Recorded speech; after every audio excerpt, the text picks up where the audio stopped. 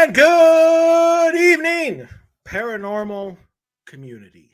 You are watching or listening, depending on when you're doing this, to the Odyssey Files. I'm your host, Michael O'Neill. Not with me for the next couple of weeks is my normal co-host, Mr. David Sorry, but very, very happy to announce or introduce a good buddy of mine who is a paranormal investigator and the host of the Calling Radio Show, Mr. Jerry Ayres, who's I'm just going to apologize right now for everything and anything Jerry says and does. Hi, Jerry. How are you? Hi, Mike. And it begins. How you doing? I am doing well. So Good. we've been off for the last 3 weeks, and I want to give a brief explanation as to why. So basically, myself, and I quit the Untold Radio Network, which is where the show has been for the last couple of months, and gave Dave the option of keeping the show and staying with it. And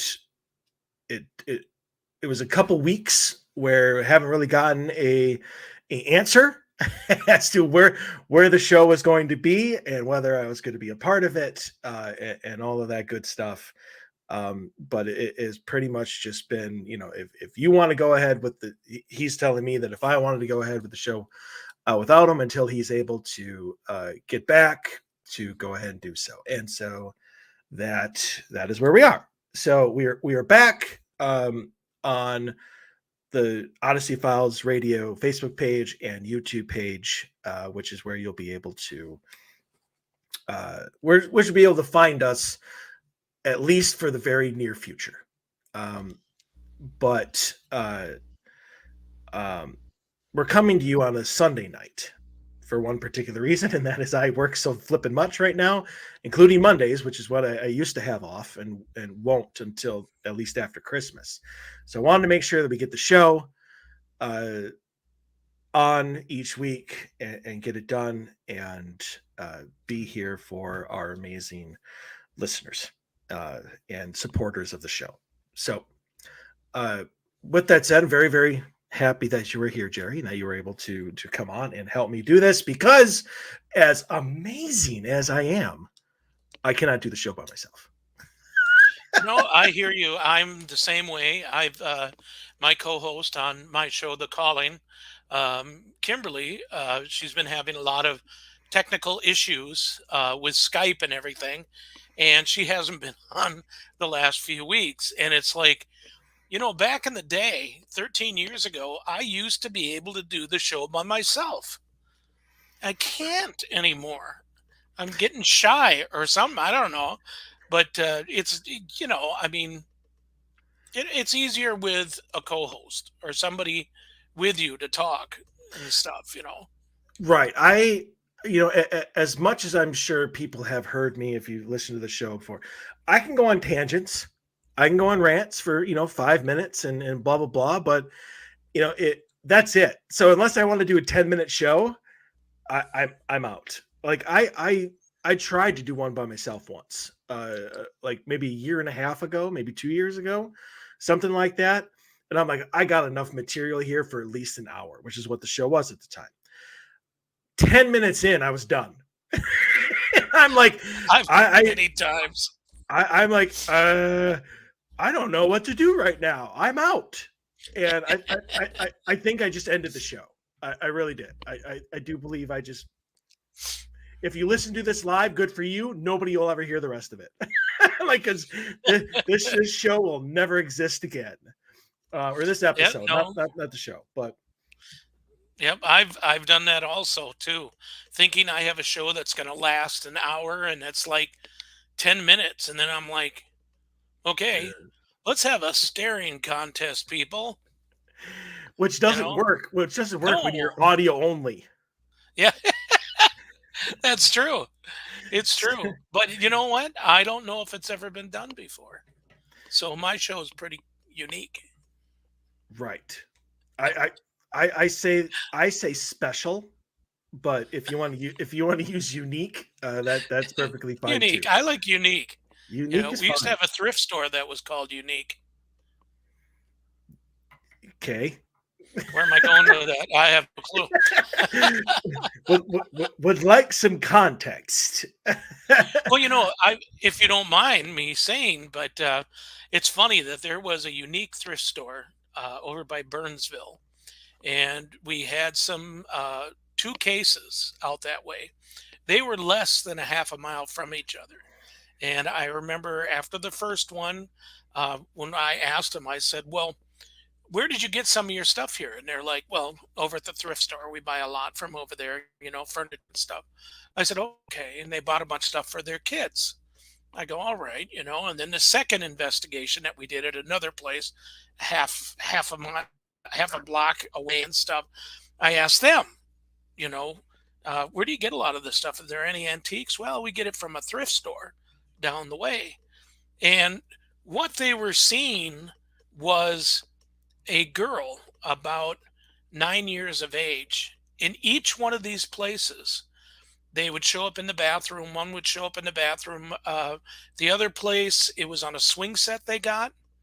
And once we did the full investigation, I then went to them. I said, "Do you go to the Unique thrift store, which is just a little ways?" "Yeah, that's where we bought all this stuff."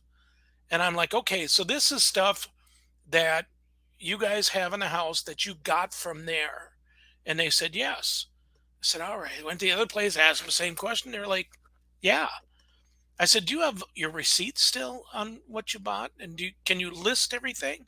And when I went back to the thrift store, I asked them, the manager, I said, "Do you remember these people?" And showed them a picture. They said, "Yeah." "Why?" And I said, "Do you believe in the possibility of items being haunted?" He just stopped and he said, "What are you asking me?" I said, "Well, I'm asking you, can we do an investigation?" He's like, "No."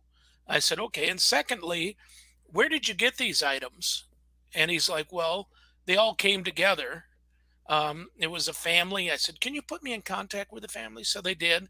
And I asked the family, "What kind of things did you bring over, and why'd you bring it over?" They lost their 9-year-old daughter to um, leukemia. Mm. And it's like, okay, so you brought all that stuff over there. Let them have it, or they bought it, and then they sold it to you, or they sold it to other people. They said, "Yeah, probably." I went, "Okay." So then I found out that, yeah, that was the stuff from there. And the people immediately went and returned it. They didn't care that they didn't get any money for it. They just didn't want it in their house.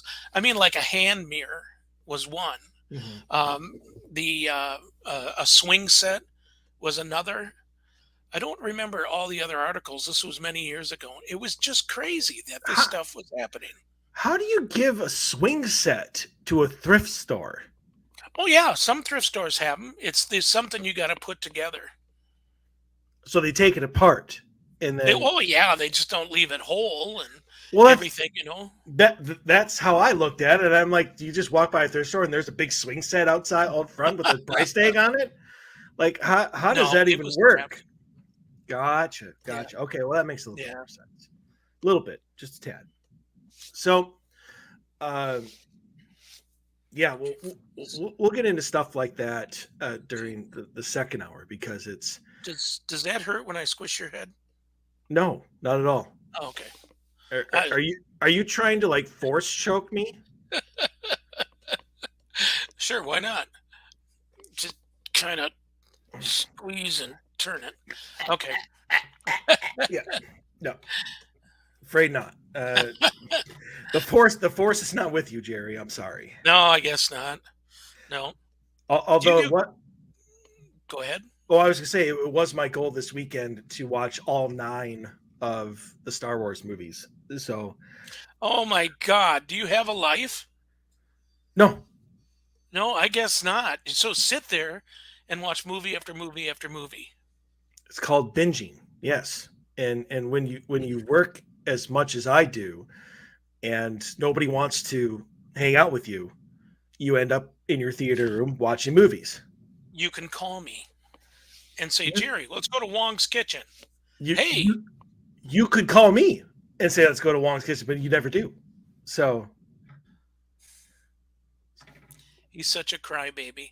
I, I wasn't crying. You're the one that asked me if I had a life. I was just saying Yeah, that and I'm not. I oh, you do what you want. You do Mike. Mike, you do Mike. You do it best. I don't know how to be any other way. I don't know. I don't know if I would want to be any other way, to be honest with you. Uh, Gotcha. I certainly don't want to be Jerry. I wouldn't want to be Jerry either, but I am. But you I don't are. wish that on anybody. Yeah, I don't wish So, it on anybody. but what were you going to say before I started talking about Star Wars? I have no clue. I Shocker. just kind of shocker. Yeah. Yeah. All right. So what do we got for tonight, Mike? All right. So we have a great show for you. We are going to we have another set of stories and questions that Jerry and I will be answering for everybody, and then uh, in the second hour, it's kind of like Jerry picks a night. So Jerry's got a bunch of topics and stuff uh, that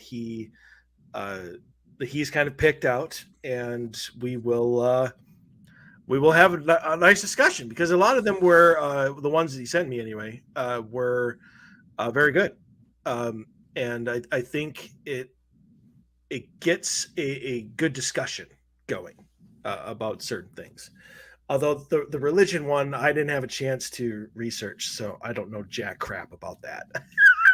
Might have to skim over that one, unless you just wanted the talking. Yeah, Which is completely fine. religion.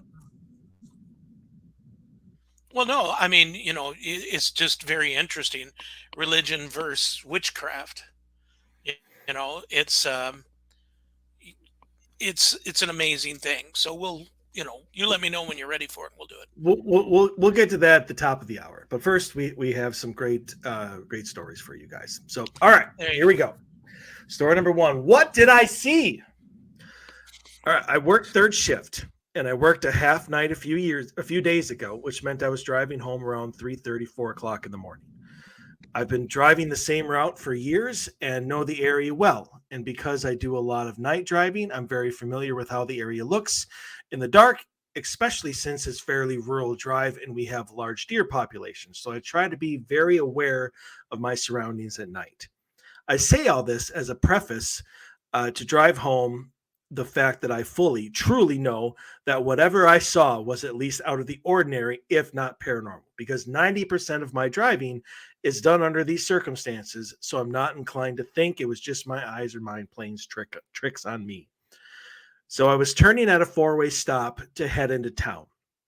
There are a couple homes and businesses at the intersection, but it's mostly fields. So as I'm turning, I instinctively scan once I'm through the intersection for deer, since it's not uncommon for them to be crossing the road in that area.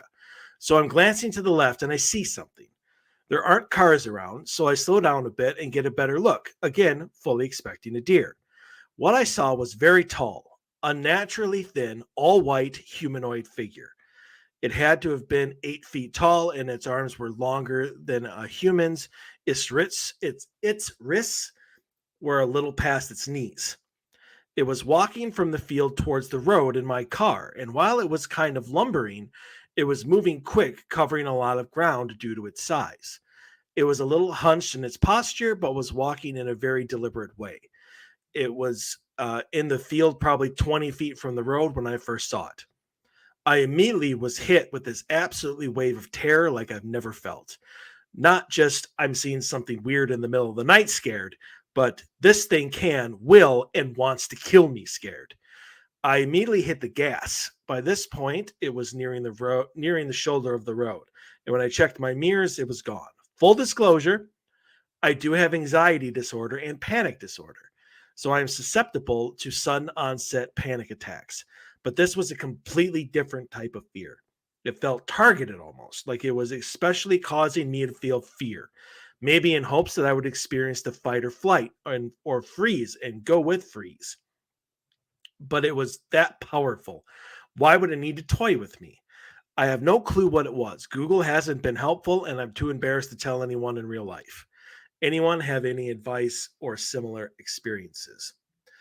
So, similar experiences, yes. Not me, but I believe uh, from a show that Dave and I did a couple months ago, 6 months ago, something like that.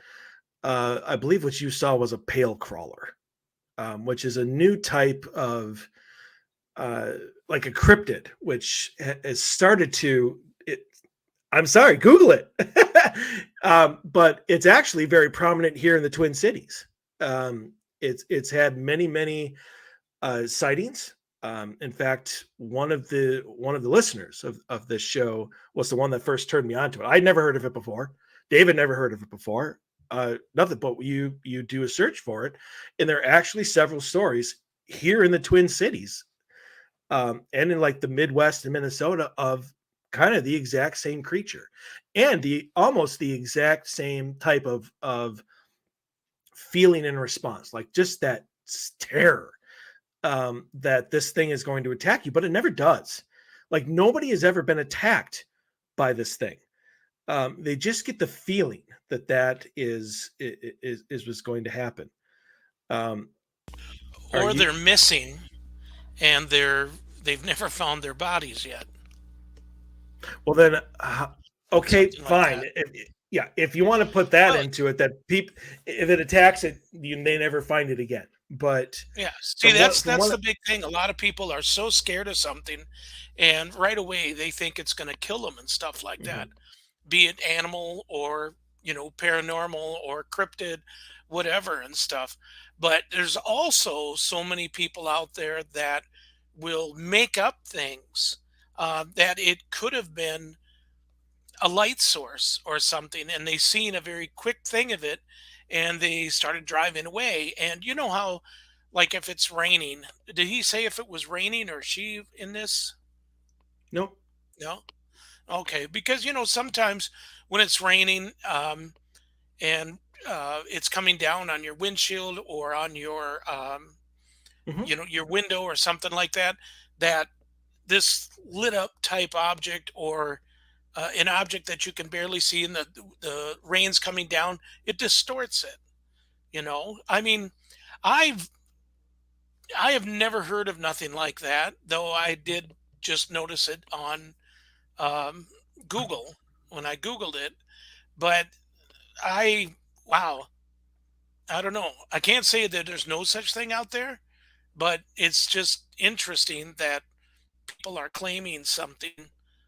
I mean, everybody seems to want to get a bigger, grander story. But again, I can't say yes or no to that. I have never heard of anything like that, and that's something I'm going to have to research now. Yeah, So it's really interesting. like I said, it's new. Um, and they have a quote unquote photo of one, but it's just the same photo they used for the rake and for a bunch of other monsters. I mean, it's not, but the description of this creature, um, is fairly like across the board. Like it really doesn't uh, sway a lot. And I agree Right. with you. You know as well as I do that I'm a big fan of pareidolia and matrixing and misidentification. Yep. I just met with a client today where I was talking about how even it's our job to try to throw out what a rational, natural explanation for things, because 80% of paranormal claims are just misidentification. Right. But with that said, this guy had way too much details of what he was seeing for it to be some flash of light, against a rainy windshield. So, I mean, the fact that he could tell it was 8 feet tall, and the fact that he could tell it was very like unnaturally thin and had these really long arms, um, just leads me to believe he wasn't just seeing, some he wasn't misidentifying something, a smudge on a windshield or something like that. Although I'm sure that there definitely are people that see things so fast that they're like, "What was that?" And down the road they go. Um, I just think nowadays, people, especially if they are fans of the paranormal but aren't really a part of the paranormal, are Right. very, very quick to think that something is demonic or something is evil, and if they feel anything, they're going to kill me, just as you said. So it's the So I Zach mean, Bagans effect. oh God, I don't You're even he doesn't even deserve to have an effect named after him. All no, right. it does not. Let's just leave it at it's the paranormal TV effect. Gotcha. Because honestly, he ain't the only one. Now, No, no.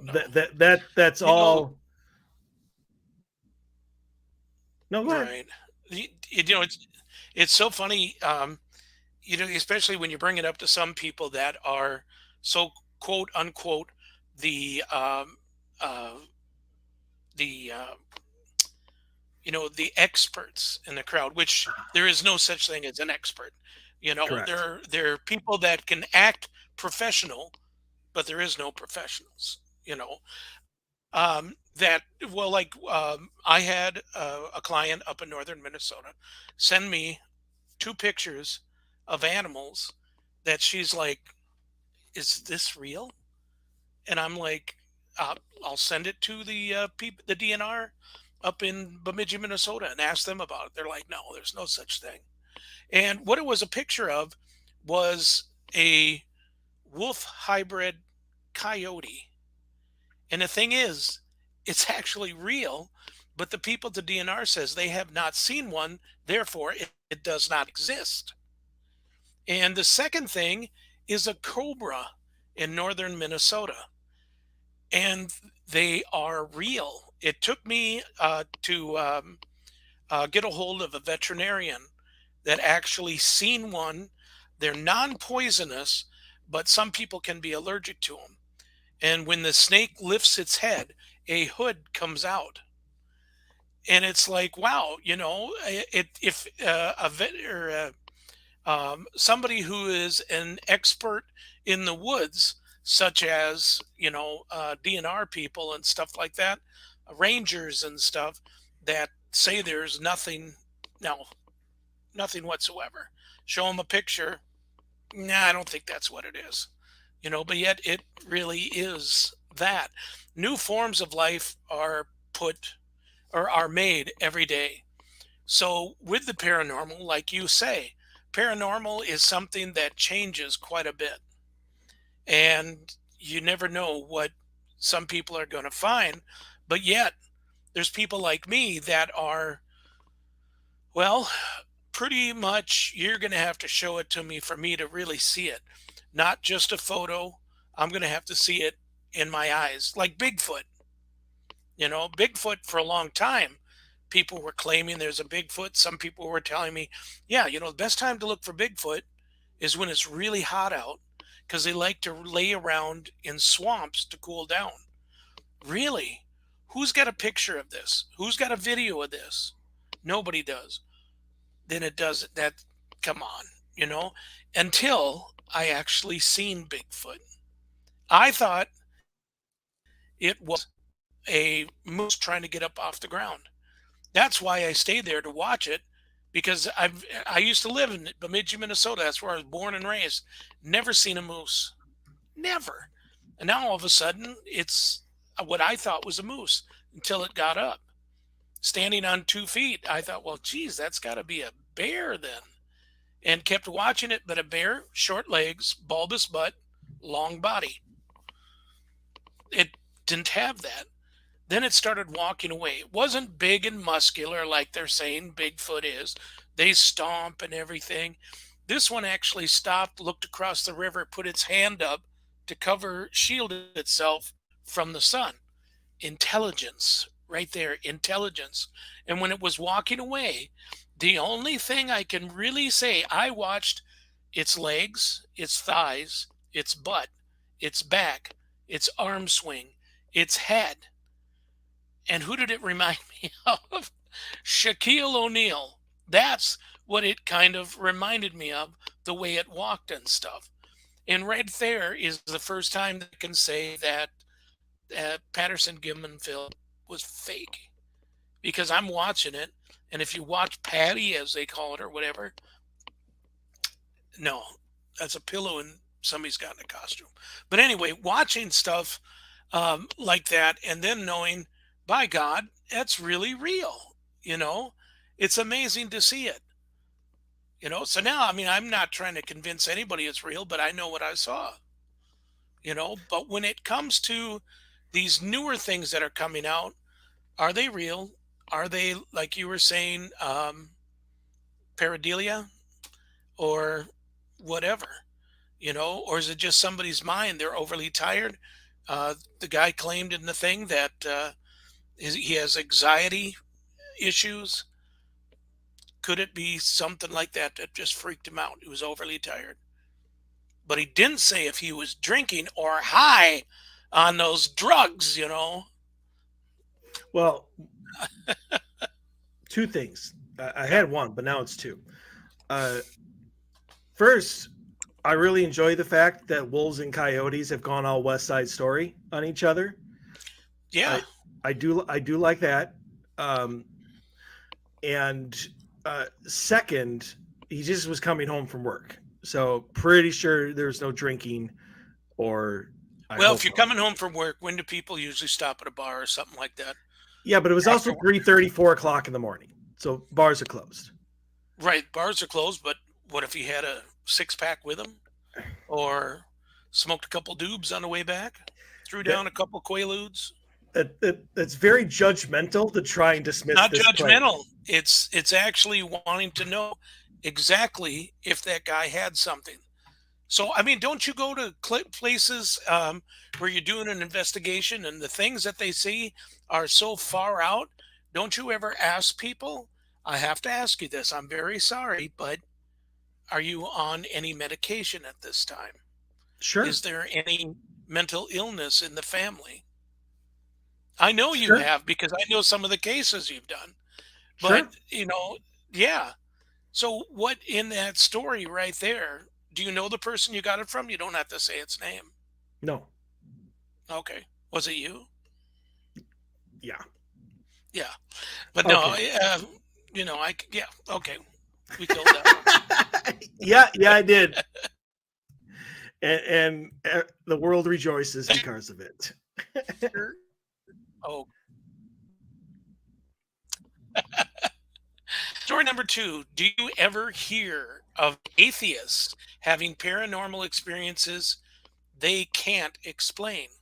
Like, are there ever atheist ghost hunters or atheists who recount what they believed are ghost stories?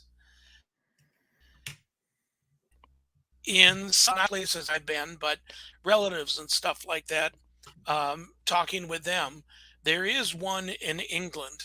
He's a self-made person that's all he does is go around, and he doesn't believe in God. He claims he's an atheist, but yet at the same time something happened to him where he does believe in ghosts, but ghosts don't have anything to do with religion. And roughly he's kind of right with that.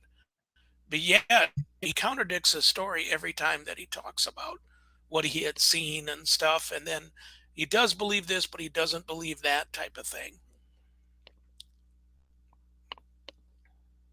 That's it? Okay. That's it. Okay. I don't know what else to say about it. It's just interesting that how someone can have their faith in something of no thing whatsoever of ghosts or religion or God or anything like that, but yet all of a sudden they see something that makes them believe that there's finally something out there. The thing about it is, and it's one of the reasons that I chose this, is that ghosts, and you just said it, ghosts and religion are not necessarily connected in any way, shape, or form. I mean, if Father, Son, and the Holy Spirit. No, I got that. I said, right. Not.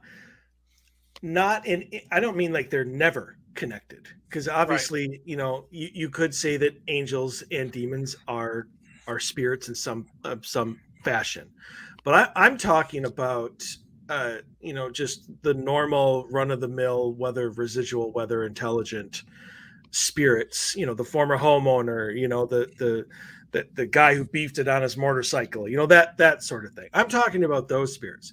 They really do not Gotcha. have anything to do with religion. And so, I mean, whether there's a God, whether there's a universe, whatever, doesn't affect that. Just because they're Buddhists, just because they're atheists, just because they're Catholics, just because they're just plain Christian or witches or whatever, doesn't take away from the fact that spirits are around us at all times. I don't think religious beliefs have anything to do with whether you are susceptible to paranormal activity. And Right. and I think that one of the things that kind of goes, one of the problems, one of the issues that people have is they try to do that. This guy that you mentioned over in England, he's like, I'm an atheist, but I believe in ghosts. Okay, that's perfectly fine. You don't need to believe in a God to believe in ghosts, but he's trying to connect the two. And people often try to connect the two. I actually had a case a couple years ago. Great lady. I mean, she had her claims or whatever, but she contacted me before we did the investigation, just to be like, I was always raised to believe that there's no such thing as ghosts, that everything is a demon trying to trick you. Like that. And she's like, that's how I was raised. And she's like, so I'm having some problems with what is going on, and if I have paranormal activity in my house, does that mean that I have demons in my house because this was how I was raised? And Right. and you can answer that question whether you believe in that or not, which I don't believe in that at all. And I told her that. I said, no, that's actually not true. What is going on has nothing to do with demonic activity. It's just another control, that parents try, the boogeyman is going to come out and get you if you're not, if you don't behave. I mean, Right. it's just something that is passed down, that people just want to believe in order to, or just at least believe it enough to tell people that, in order to get them to behave in a certain way or believe a certain way. And that's not necessarily true. In this case, it wasn't. And we did the investigation, and everything turned out fine. We got everything to stop, and as far as I'm aware, and her and I are friends on Facebook still. Uh, Nothing's really ever happened since, and that's fine. So, I can spirits have something to do with religion? Absolutely. Are all spirits religiously based? So if you're an atheist, believe in God or whatever, then you can't believe in spirit? No, not at all. You can believe in one and not the other. Just like you can believe in God and not believe in ghosts or Yep. spirits, or that we stay here. You can do that too. You have the freedom to do that. So, I mean, to answer this question specifically, are there atheist ghost hunters? Absolutely. They're called skeptics. Some people will even go Yeah. cynic. Absolutely. I mean, I'm not a big fan of cynics, but I love skeptics, because they're the people that if you can convince them of what is going on, you did you did the world a favor, because Yep. that means that even they could not debunk it, they could not disprove it, and they have no other choice than just be like, I don't know what that is. And Yep. It's funny you should say that about skeptics. George, who was on our team, Mhm. and maybe a few months ago, George passed away, and he was our skeptic. And a lot of people are like, "So you just named him the skeptic?" I said, "Yeah, he believes in maybe a handful of things were actually paranormal that we found. And that's good. I mean, that's when we first started. Oh my God, if we seen a lens flare on our screen, we were like, oh my God, did you see that? That's a ghost. And George is like, no, Jerry, that's not. And he taught us a lot. He taught us a lot of, really buckling down and research everything that we think that we've seen. And that's where some of these ghost hunter teams that are out there now, they don't do that. They don't do that stuff No. at all. They don't want to do the research on it. They just put everything that they seen and found and heard is going to go on their website or their YouTube and stuff as that is the real thing. And you can't tell them that no, that's a lens flare. They'll freak out on you, and it's pretty sad. It's pretty sad. But George, the night before he died, I was there at the side of his bed, and May was there, of course, his wife, and she says he keeps staring over in that corner, and his eyes would get really wide. And I walked over there, and it was just electric. All Mhm. the hairs were standing up on my arm. Was there something there? I believe there really was. And it was someone telling him. So I just told him, I said, George, go. It's okay. We're going to take care of May. We've been friends for 20 some years. We're going to take care of her, make sure she gets everything that she needs. But you are Sim, and you're not done yet. So when you leave us, you have to come back.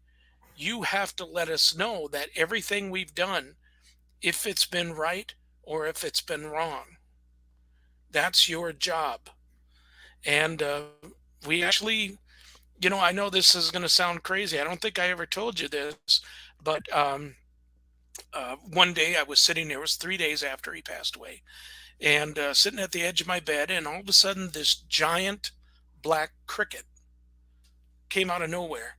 This is a brand new place they just built, and I started living in it. And this big cricket landed in front of me and just stared at me. And I'm like, what the heck could this be? So I actually Googled it on my phone, meaning of a big black cricket um, in the paranormal world. And it came up with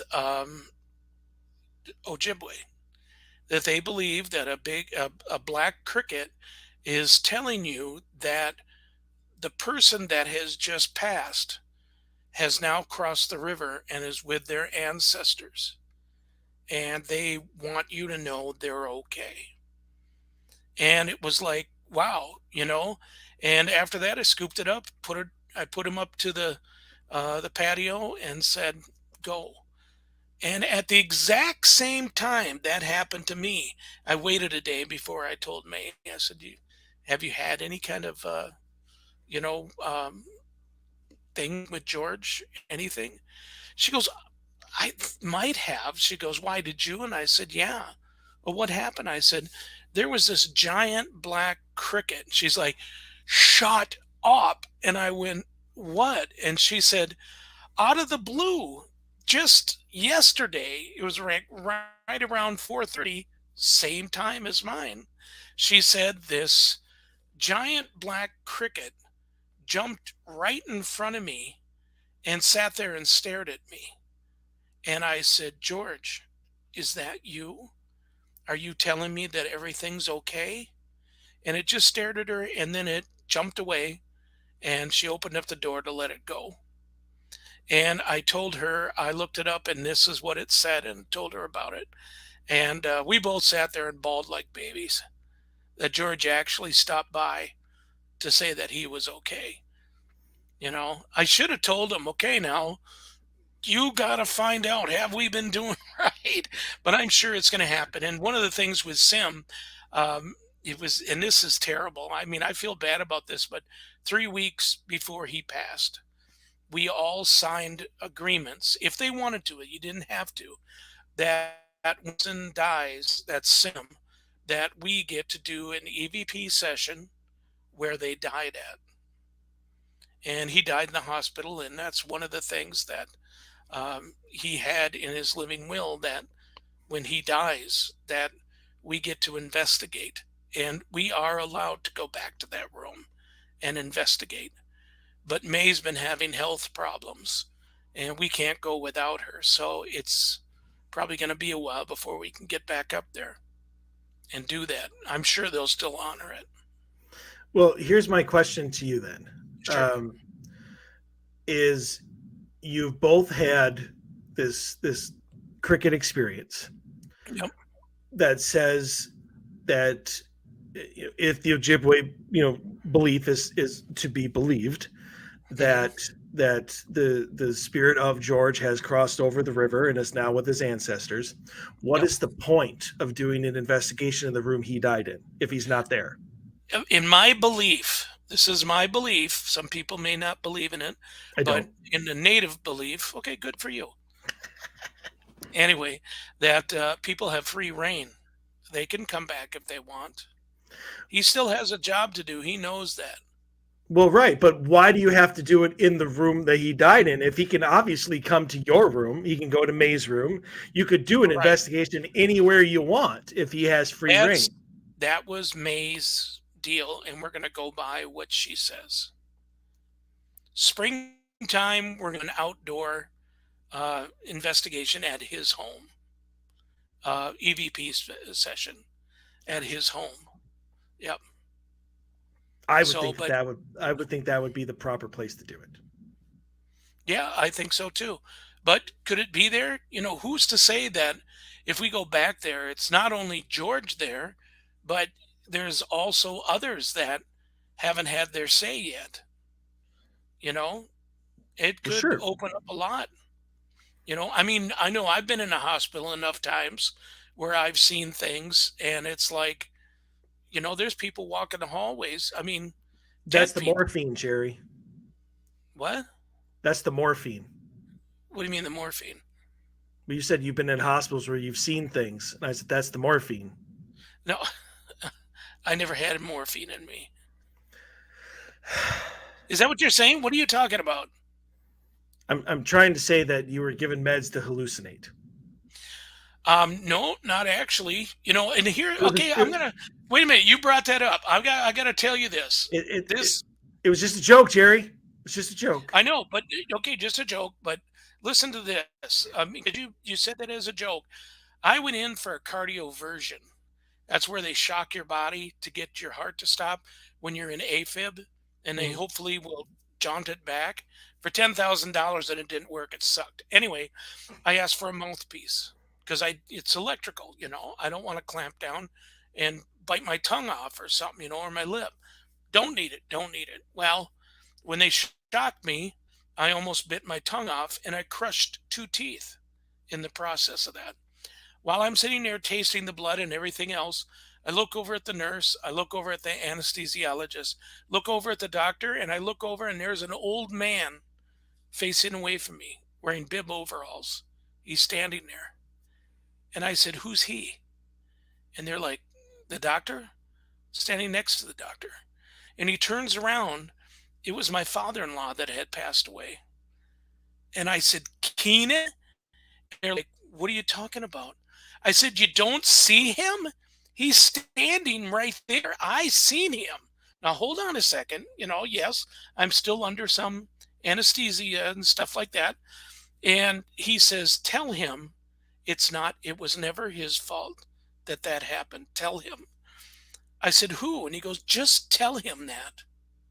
And I said, "Okay, I will." And he started turning to leave, and he turns back around and he goes, "Oh, and tell Stephanie that her mother loves it when she remembers her birthday." Because Steph's mom passed, like, I think it was 3 months before Keenan did. And then they went and grabbed Stephanie and Casey and brought them on in. And I said, "You're not going to believe who was here." And she's like, "Who?" And I said, "Your dad. He says to tell him it wasn't his fault." "Who?" And I said, "I think it's your brother Chris." And she said, "Okay." And the doctor's looking at him and they're like, could be the the drugs we had him on and stuff. I said, but then he said to tell Stephanie that her mother loves it when it's her birthday and that she doesn't forget it and she brings her yellow roses. Then Steph started crying and Casey freaked out. Why? They were in the visitors lounge, which is quite a ways away. No way I could hear them. No way they could hear me. And Stephanie looked at Casey and said, "Oh, we have to stop and get yellow roses. It's mom's birthday. We got to bring it up to the grave." You know, come on, dude. Dude. That's amazing stuff. I think that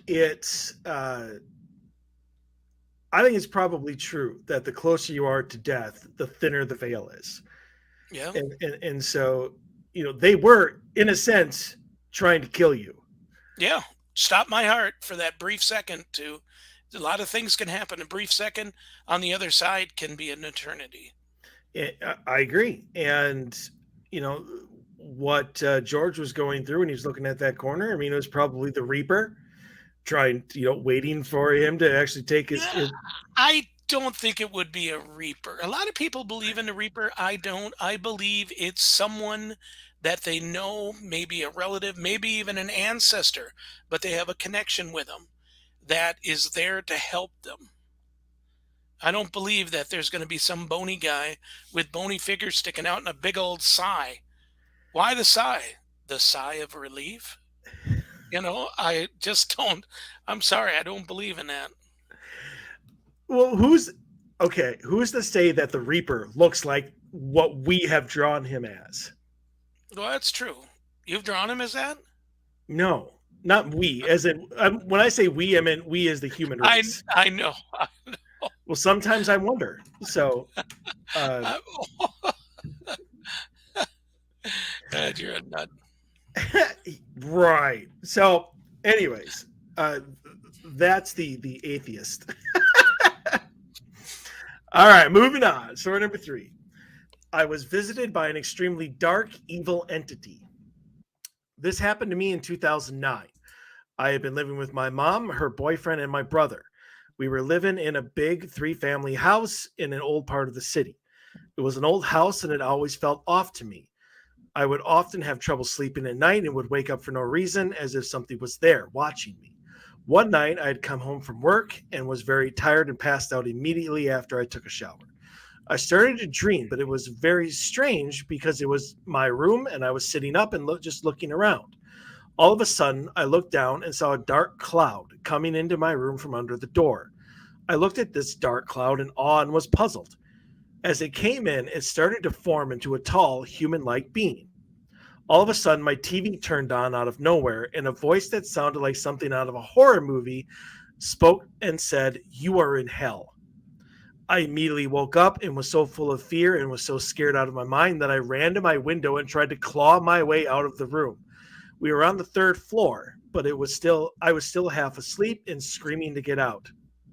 I finally snapped out of it and ran to turn the light on, my heart racing.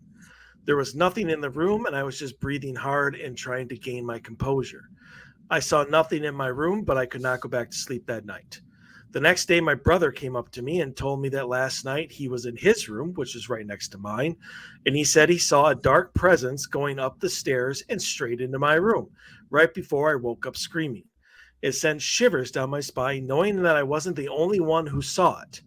For months after, I wouldn't go to sleep without my light on.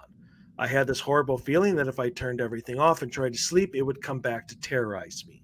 Once I moved out of there, it never happened to me again.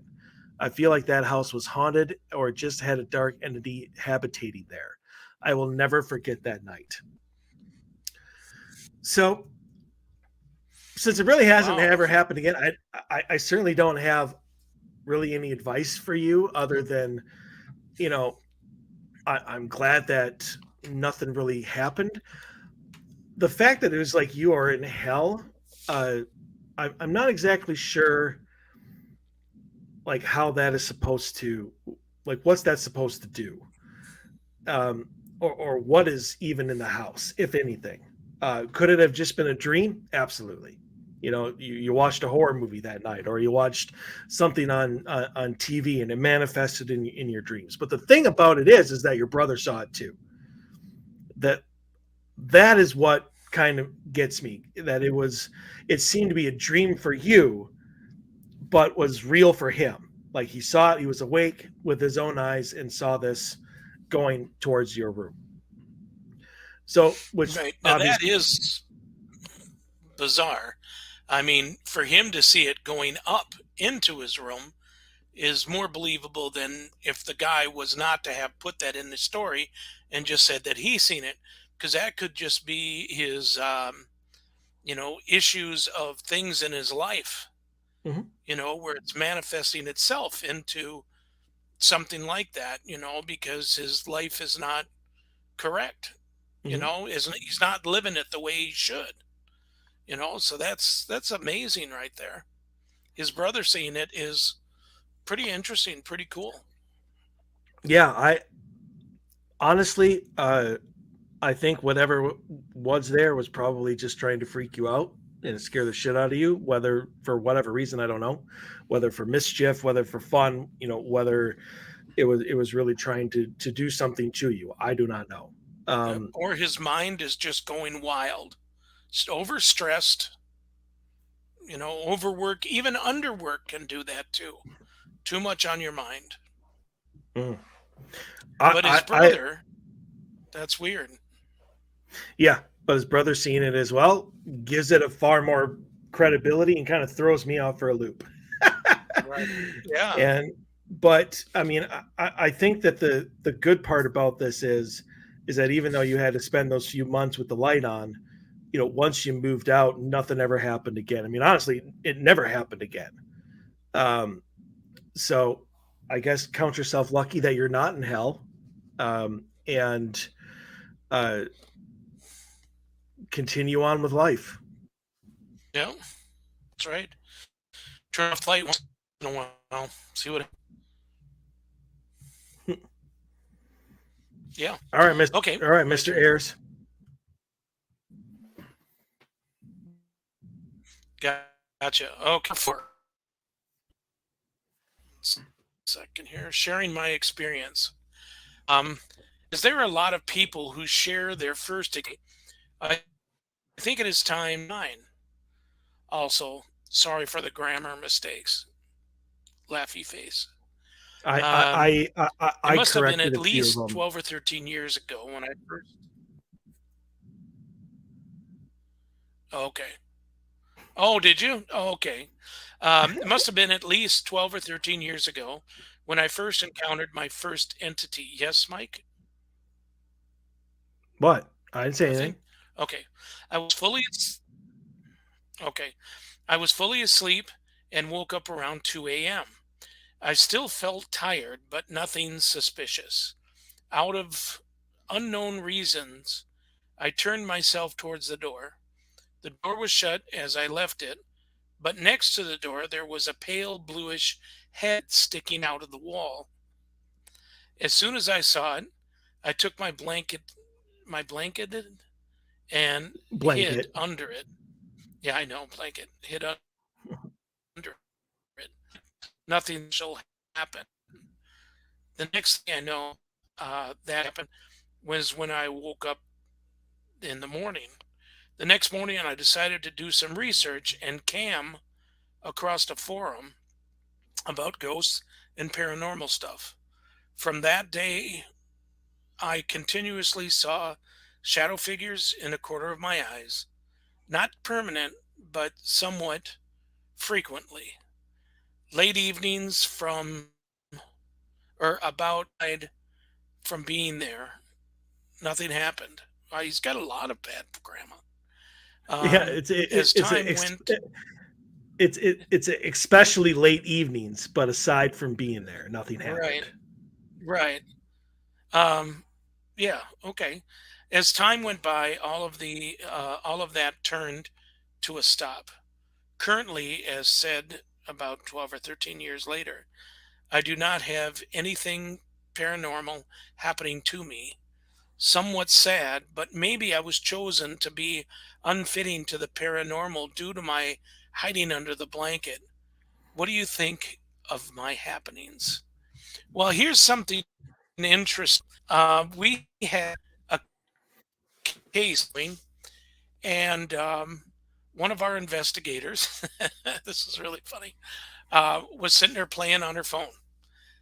We all went to bed, and within 20 minutes, we were out like lights. We'd been up for almost 48 hours. And so, I mean, we were knocked out. She wasn't. She was on her phone, I don't know, tweeting or whatever and stuff. When all of a sudden, all the lights turned on in a room by themselves. And the light switch was over by the door.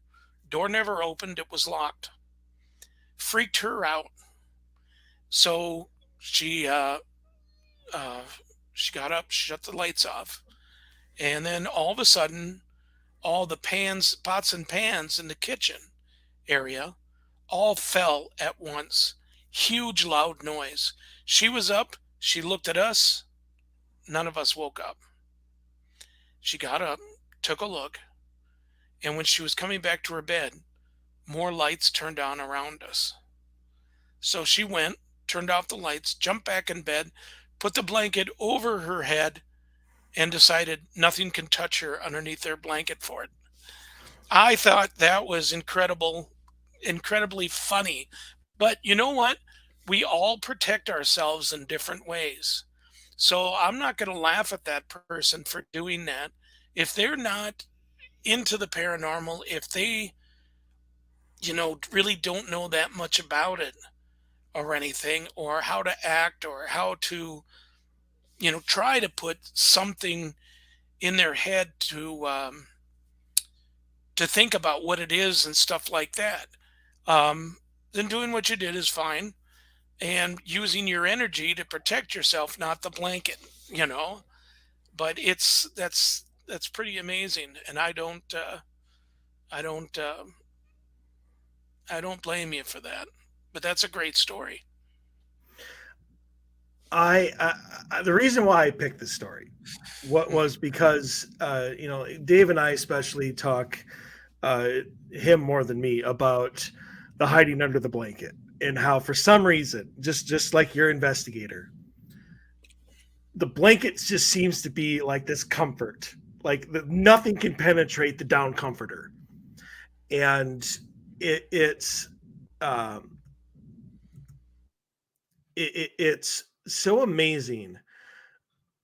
But the fact of the matter is, I think it's that we believe in it. I was told once that, uh, you know, and as we know in the paranormal, intent is, 9/10 of everything.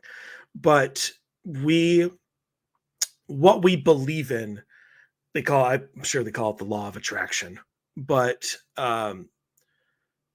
it's our belief that gives things power. I was told by a former investigator of mine that if you truly, truly believe that, like this lucky quarter that you found on the street or whatever is going to make you $1 million, then somehow it is going to make you $1 million.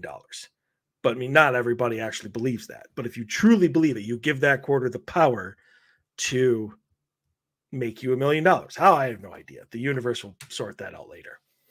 But it's I think it's the fact of we believe that if you cover the head, if you out of sight, out of mind, that you are protected by being underneath that blanket. And there's nothing wrong with that. I agree with you, Jerry.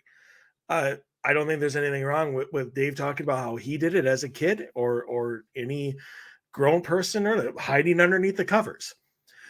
And the reason that one of the main reasons that I chose this story for tonight was because of the fact that he thought, or this person, I don't know if it's male or female, but they thought that hiding under the blanket somehow disqualified them for being, for I muted you, Jerry, by the way.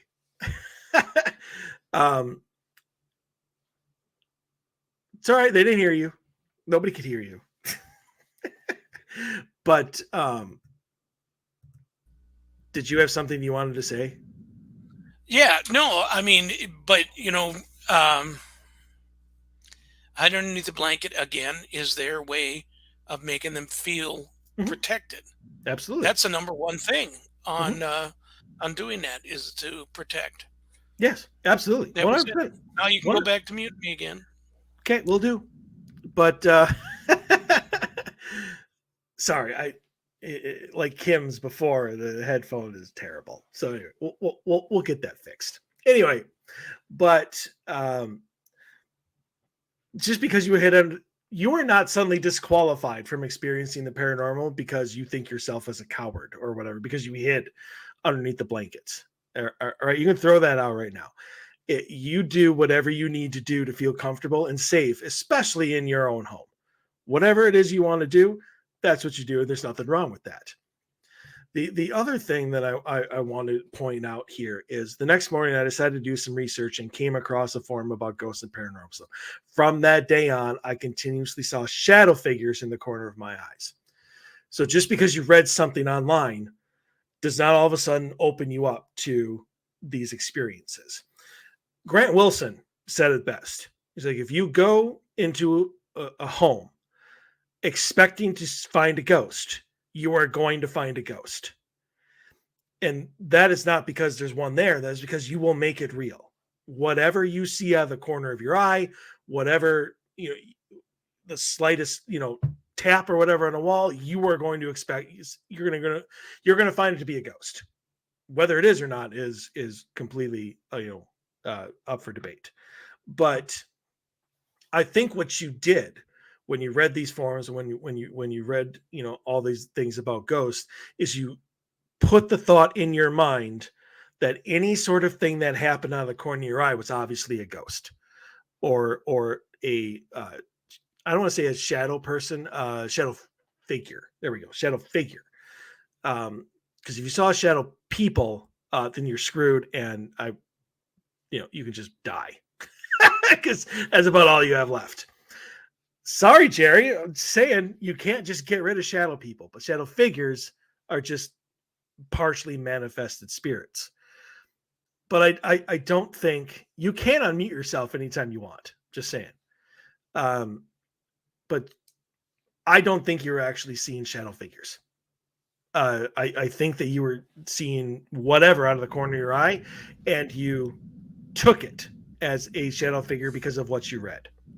So I just wanted to throw that in there right now. You predisposed your mind to thinking that it was a spirit that you were seeing. Yes, Jerry.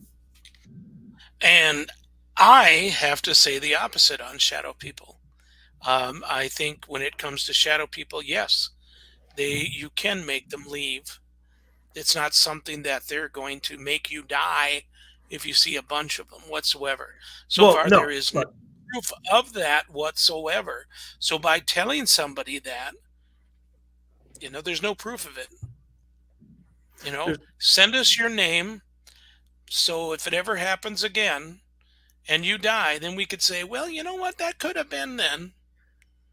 well, But there's maybe no proof Jerry, of that. maybe the victims of shadow figures, you can't find the body. They're But they're here's they're, they're dead, Jerry. How can they be like the shadow people killed me?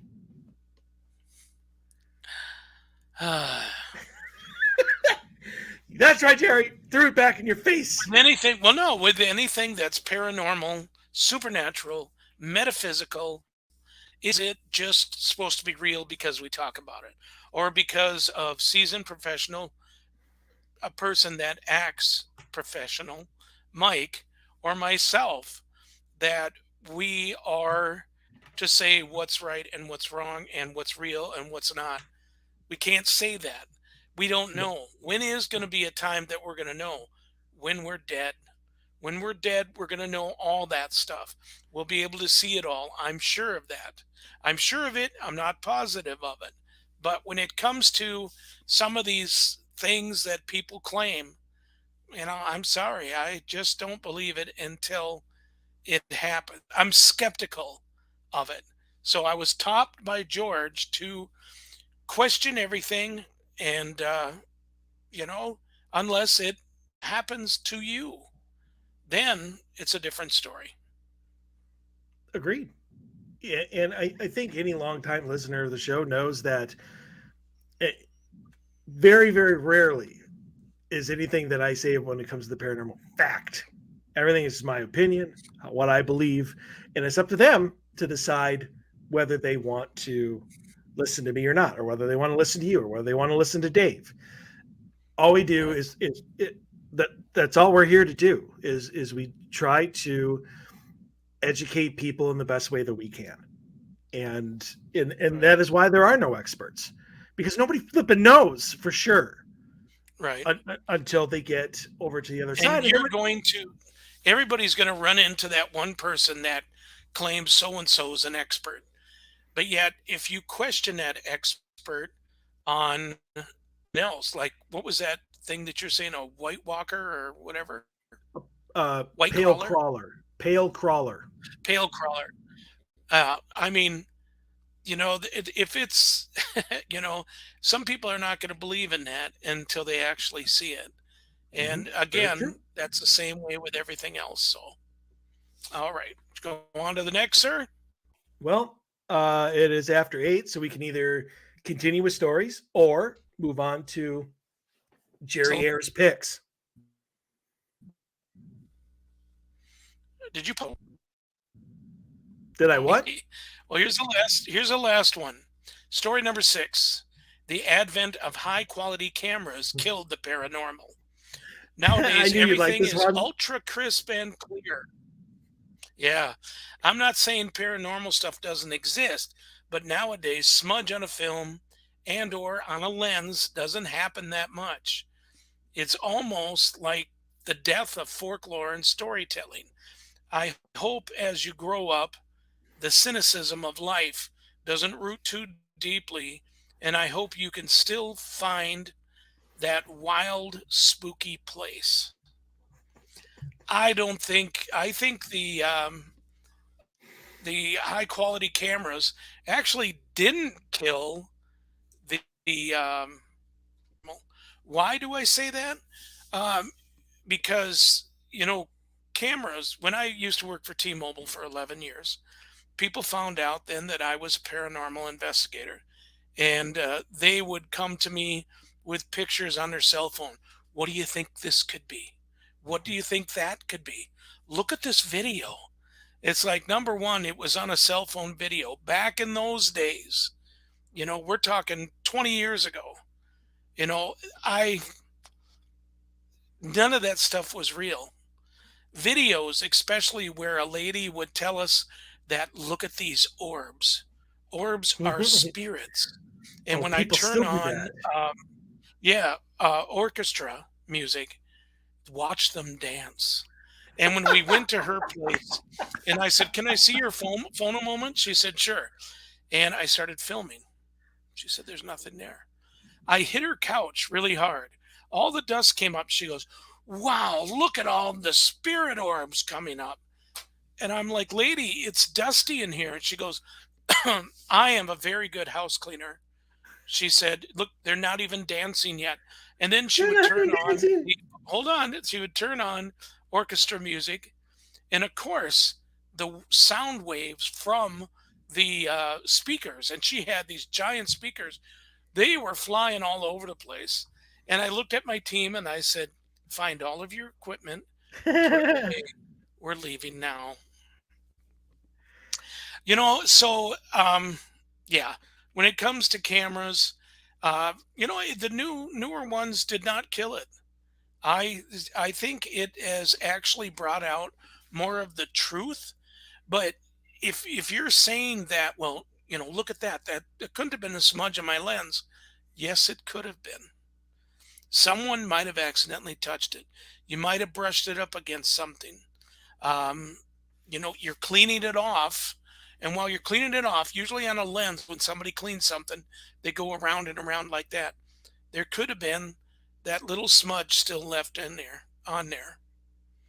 So it can still happen, and it's actually telling the truth when you're finding that and you see a smudge on your lens, especially on cell phone cameras, like mine. It's an awesome camera, 18 megapixels or whatever the heck it is, but it still can have a smudge on that. So yeah, that's I think cameras, video cameras, regular cameras. I got awesome pictures on my website, www. siminnesota.com, and you can see some photos that we put on there of a shadow person we took pictures of in Humbird, Wisconsin. Now, this was funny because I sent it to a friend of mine who's an atheist in Scotland, and she took a look at it. And she said, I don't believe in ghosts, and I don't believe in God. I said, then can you tell me what this is? She couldn't tell me. Maybe her hair was in front of it. No, she's got short hair. Katie took it. And she goes, well, it might be a hand in front of it. I'm like, okay. And then I had her camera, took a picture in the dark with a flash with my hand, and my hand showed up. No possible that. I showed it to Bobby Sullivan, a friend of mine. He's like, that's one of the best shadow people I've ever seen. I showed it to another friend of mine, Valentina Lomborg Wiley. She lives down in Florida. She's an actress. She's all sorts of things. She's one of the best psychics I have ever come across, next to Bobby Sullivan. And while she was looking at that, she said, this is one of the best shadow people I've ever seen. And while the shadow person started small and then got bigger and then really large and then was walking through a wall, she says, oh, he's walking in, or it's walking in to a red room. And I think they call it a red room. Am I right, Jerry? She's never been to the Humbird. We've never talked to the Humbird about her. And that room that it was walking into through the walls was called the Red Room because it's red. It was amazing. That. Yeah, it was amazing. So, I mean, I like the newer cameras. The older cameras, though, such as like the Sony Handycams, the ones that were 11, 12, 15 years old and stuff, have the best infrared ever. Even though, wow, we're getting XXX18 online. Did you just clear him? Oh, you blocked him. Okay. Yeah. I'm like, wow, what kind of show do you got going here, Mikey? It happens. Anyway, yeah. Sorry. But yeah, no, that's all I got to say about that. Who was that? So what I absolutely love about this person is apparently they just assumed that the paranormal is supposed to be faked. Not necessarily faked, but it's supposed to be made up or misidentified. And the fact that we now have cameras and equipment that gets rid of that, the paranormal doesn't exist. Like to me, that is this person saying that the paranormal is a place where people can go and make shit up. And that we can no longer misidentify shit because equipment is so much better now, which is insane. The fact that we have better cameras now and we have better equipment makes the paranormal better, more alive, not killing it. Because now, because we have such amazing equipment, we have amazing cameras, we have recorders that are unbelievable. We can pick up things that we can now analyze and we can now throw into programs and we can find out whether we are misidentifying it or whether it is really unexplained and paranormal. We are giving credibility to the paranormal, not killing it. The fact that this person believed that, because we can't just throw shit out there and be like, this is what it is, and nobody can tell me differently because you can't see it either, as the death of folklore and storytelling. That's not what the paranormal is anyway. The paranormal is not folklore and is not storytelling. That's what the grim stories are. That's what Disney is for. That's not what the paranormal is. Obviously, there are folklore legends which have a paranormal base, and those can remain. But still, they are just stories until we somehow prove them correct or whatnot. In which case, then it doesn't become paranormal at all. It becomes normal. It becomes fact, it becomes something that was proven. So I think this person has the wrong mentality about what the paranormal is, and just doesn't get it, like, at all. And I wanted to, for anybody out there who believes like that now that we have all of these really high quality cameras and equipment, that all of a sudden the paranormal is no longer interesting. What's the phrase? Bye, Felicia. It's go away. Paranormal is fine. Is going to be fine without you, if that is what you believe. But if you actually want clear cut, good, solid evidence of what the paranormal is, as opposed to the entertainment value that comes along with telling a story that has no proof and has no backup, or is completely misidentified and misconstrued, well, to each their own, I guess. So that's all I got for that one. So, all right. Yep. Moving on to Jerry picks. So Okay. one of the topics that you sent me that I actually do want to make sure that we talk about, so I almost want to get to there first, is what the time at a location that you wanted to, when you were investigating. How did you phrase it? Let me go back and try to find it. Unless you remember. How I phrased it to you? Yeah, I got it right here. As a matter of fact. Oh shoot. Okay. Um, how much time do you need to spend on a place or on an investigation?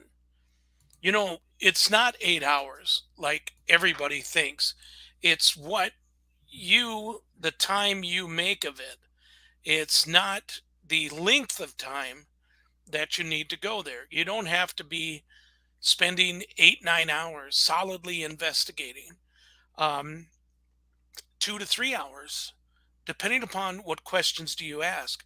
What questions don't you ask? When did you die? Oh, no, What? I'm dead? we don't. What are you We, talking we about? don't. Yeah, we don't ask Yeah. that question. Now, another one is, can you knock for me? Okay, great. Knock what? Knock you in the head? There's another one. I hate that question. Another question is, if you can turn that light on, we'll leave. Or if you want to tell us to get out, we'll leave. You've only been there for 15 minutes, you moron. Why would you say something like that? Because if you don't do it, then, and now I'm going to add a little bit in that last story too about the thing. People that do that kind of stuff are not paranormal investigators. They're No. ghost hunters. Mm-hmm. Yes, they are. They're ghost hunters. They're just for a I thrill. 100% agree with you. 100% agree with you. Oh, okay. I thought you were going no, and I went, what? You don't think they Oh, no. are? Absolutely. I was like, mm-hmm. Yeah, because that just kills me when people, think that they've, number one, got to be there for 8 hours. It's the quality of what you're asking. I even got EVPs once when everybody was going through, and I knew they were heading for if you can do this, or if you can say this, we'll leave. type of thing.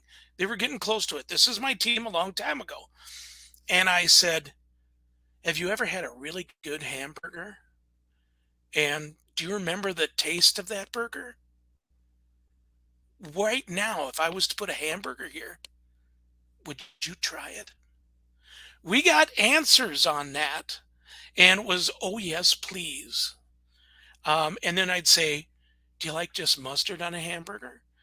There was answers like, what's mustard? You know, that type of stuff. It can work depending upon, if you put the wording in correctly, and depending upon where you're investigating at. We were investigating a restaurant at that time, and it had been a restaurant since, wow, it was like the late 1800s. So, I'm sure that some of the spirits. And another thing, too, is when we went to Santee, Nebraska, we were asked to be there for the Sioux headquarters and their museum. Very few people get to investigate on a reservation, which we are actually going again next year, which I'm excited for. So being native really has a good thing to do. Well, it's a good thing anyway, but I enjoy my other culture. But anyway, when what was my line of thought? Oh my God. Wow. Oh, so if you're going to Germany or something like that, you don't understand the language, and you're asking a question, they're not going to answer you back. They're probably not going to answer you at all because they're wondering, what in the hell did he just say? Because you don't know the language. We brought a linguist, not a linguist, what do you call A it? linguist. Linguist. Linguist, yes, with us that spoke Lakota. And this guy, huge, like 6'4", 6'5", big guy. And we're asking the questions, and we're getting answers. And he's telling us what it means, from our voice recorders the next day.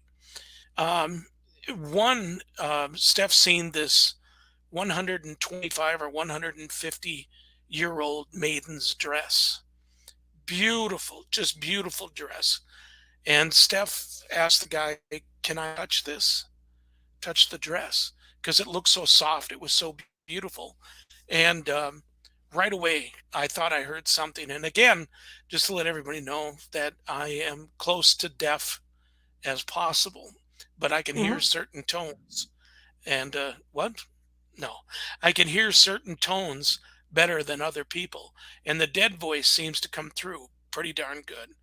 But anyway, because I thought I heard something, and when he played it back, I heard it, and he said, "It says do not touch it," and it was a female's voice.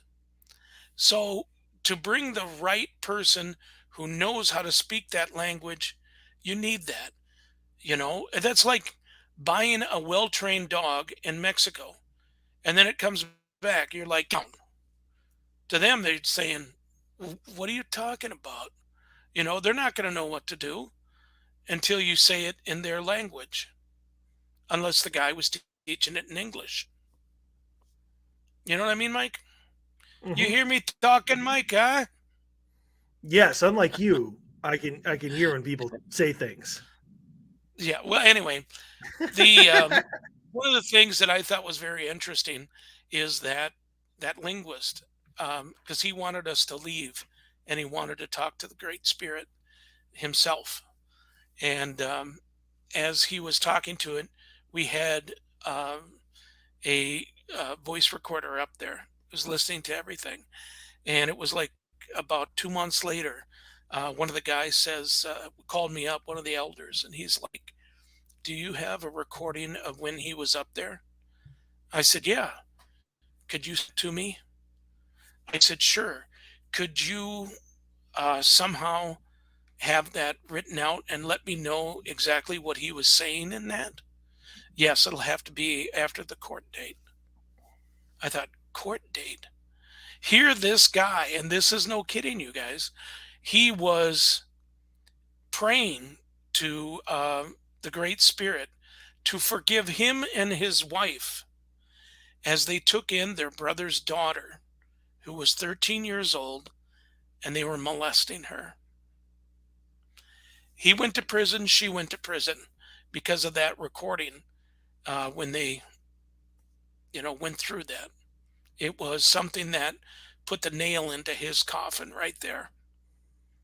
So it was, different things can be said. And, as a matter of fact, I had a case in town here where the woman asked me, because her mother died in 1996, was murdered, and said that this is the importance about voice recorders, equipment. I'm switching a little bit now. You don't And say. yeah, I did. It's your show, but it's mine now, buddy. And I put a voice recorder in my pocket. The guy took me up there. He's showing me. We go up to the 12th floor, and he's like, "This is the room that it happened in." Um, they beat her. They strangled her. They beat her in the head with a hammer. All this stuff, and they moved the body from that room. They put the body arms underneath her arms from behind and drug her from there and put her in this storage locker right here. They stood her up, put her in there, wrapped her in sheets. I said, "Oh." He said, "After 2 days, it started to stink a little, and there was a big pool of blood." And then all of a sudden it hit me. This guy said that he was out of town at that time. And then he said that they seen all that blood and that smell. They took her out of there, grabbed her by the feet, were bringing her down 3 flights of stairs. He said that the sound of her head hitting each step on the way down, I will never forget. And then left her on just in the on the ninth floor, on the floor, wrapped in sheets, blood everywhere and stuff. And then I started thinking, what is this guy up to? He has something to do with this. And so anyway, we went and uh, as we were leaving, he said, "Who are you anyway?" I said, "I'm a paranormal investigator." And he said, "You're a what?" I said, "Well, some people would say ghost hunter." He said, "So you're charging these two poor girls for doing this?" I said, "No, but I've got a question for you. If that woman was standing right here, right now, what would you say to her?" And he said, "I would tell her to watch her back." I said, "This is your best friend. This is what you're claiming. And you would just tell her to watch her back?" He goes, "Yep. Wouldn't you be more remorseful than that and say, 'Honey, I am so sorry this happened to you'?" And he's like, "What do you mean? I'm sorry that it happened to her." And he said, "What are you doing?" I said, "You're lying about everything. You have something to do with this. You moved the body." And then as he came towards me, I showed him that I recorded it. And plus, I was carrying a gun, so I didn't have to worry about it. And I gave the recording to the girls, and the girls brought it to the detective. And they actually arrested him, and he confessed to moving the body. Interesting. But anyway, Yeah, going back. yeah. Yeah. Maybe getting Oh, back to the be quiet. topic of spending time at an investigation. Okay. Going back to time and investigation. There's on certain investigations that you're doing, you don't need to put all that much time in. That I found 2 to 3 hours, the right questions. And if you have a chance to, if it's a hotel or something like that, sleep in there, get a room, see what comes to you in the middle of the night. Have voice recorders going, have videotape going, see what happens. Things can happen. Just pass by. It can happen. But Mike, you like the 8 hour effect. Not necessarily. It always depends on the location and how hard we hit it. If it's a home, that's 2 bedrooms and 2 stories or whatever, yeah, we're probably out in 4 hours. I mean, that's including breaks and setup and takedown. I mean, you have to include that in it as well. And I never take breaks.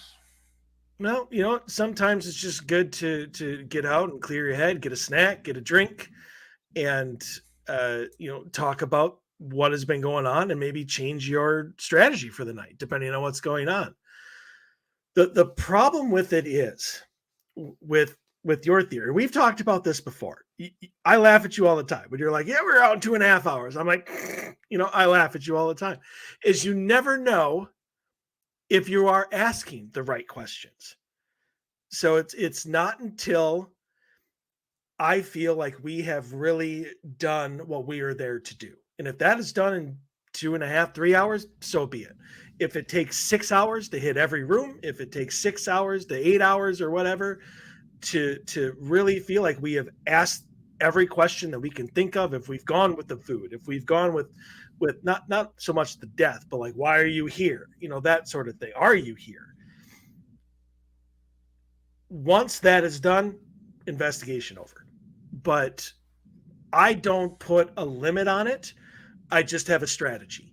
Here's what we need to figure out. Here's what we need to ask. And if we get that reaction to it, sure, then we have what we need. But as well as I do, is that you don't really know if you've gotten those answers, if you've gotten what you need until the investigation is over.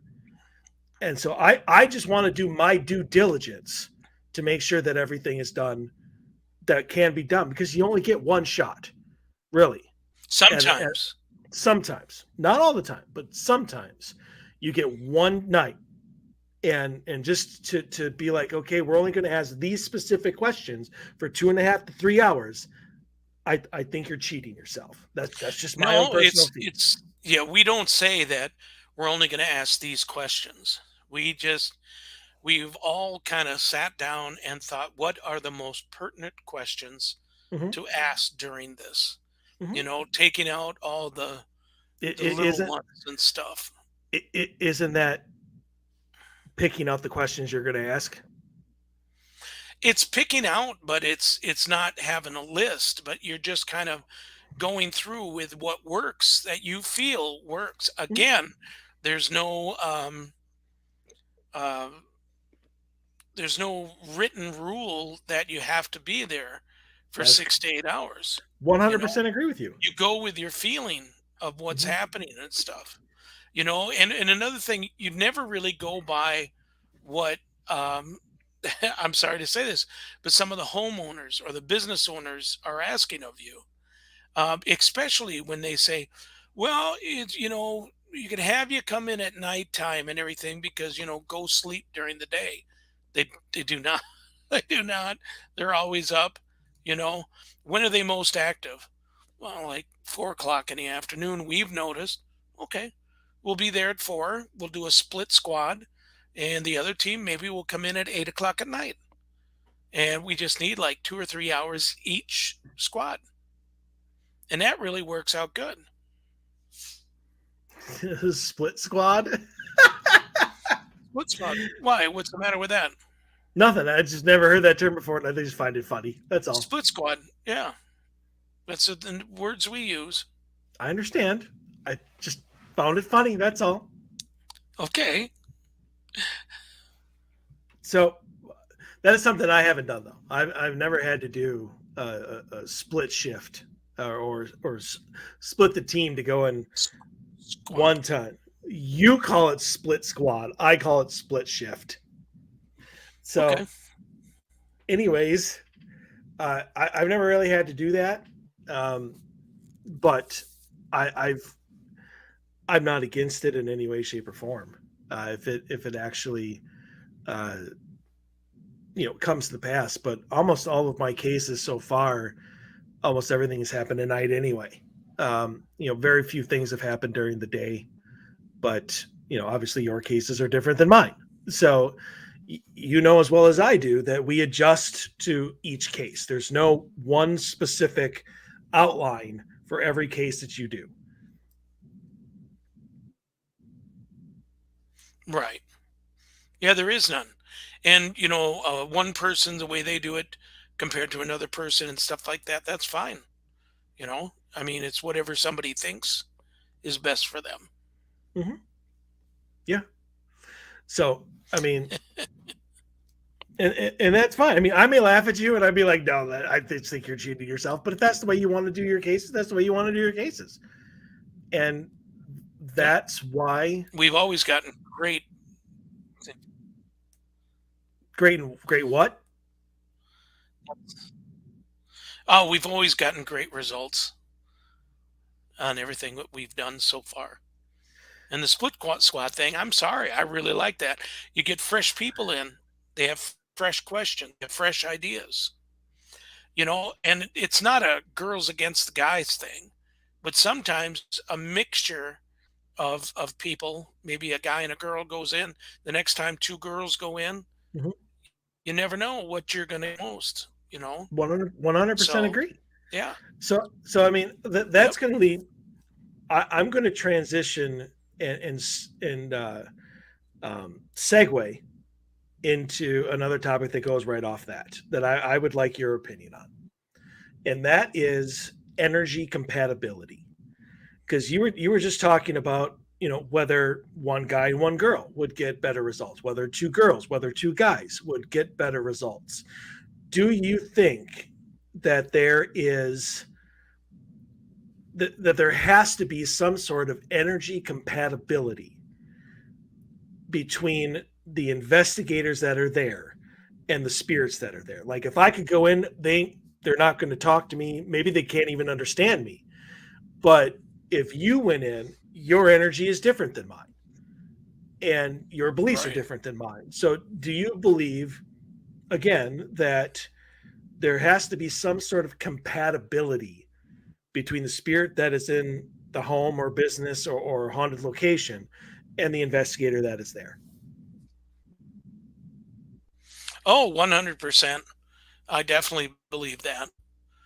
Yeah. I mean, you can send two people in that are maybe relatives, or that they're married. They have a Mhm. different thing going on than what two people that are single.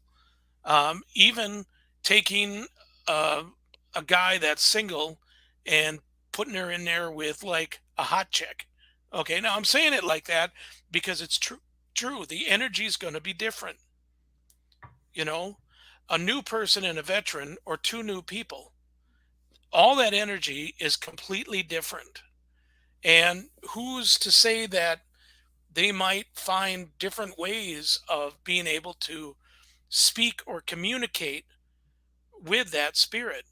Because it might trickle something out of them, that they might not have talked to just to a couple of veteran investigators.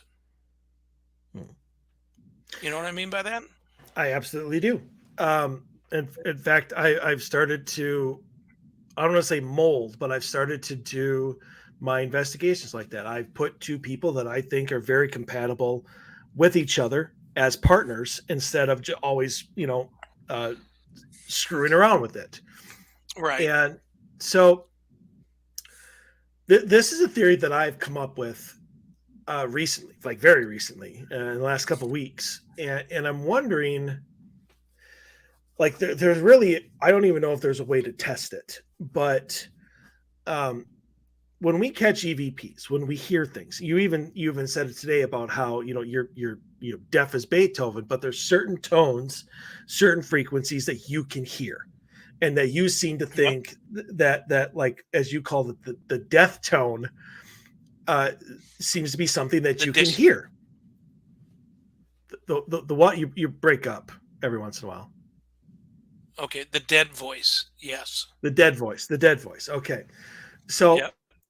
our recorders, our ears, everything goes on frequency and tone and everything like that, because there are times when we can hear voices in our ears or whatnot, but the recorders don't pick it up, or the recorders pick up obviously tons of stuff that we don't hear.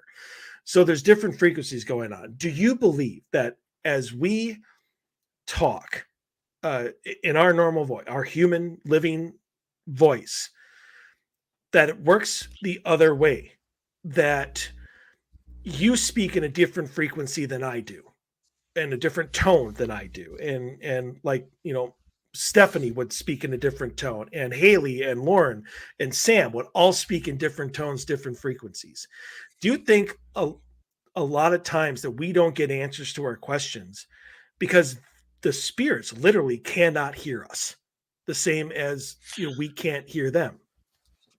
Right. I think that that could be the case. I can't say for sure, but I can say intent is one of the big things. So if you're saying something and then you're there, you're listening, you're paying attention where other people may be paying attention, but they might have a form of an attitude, being a smart aleck or being mean or something like that.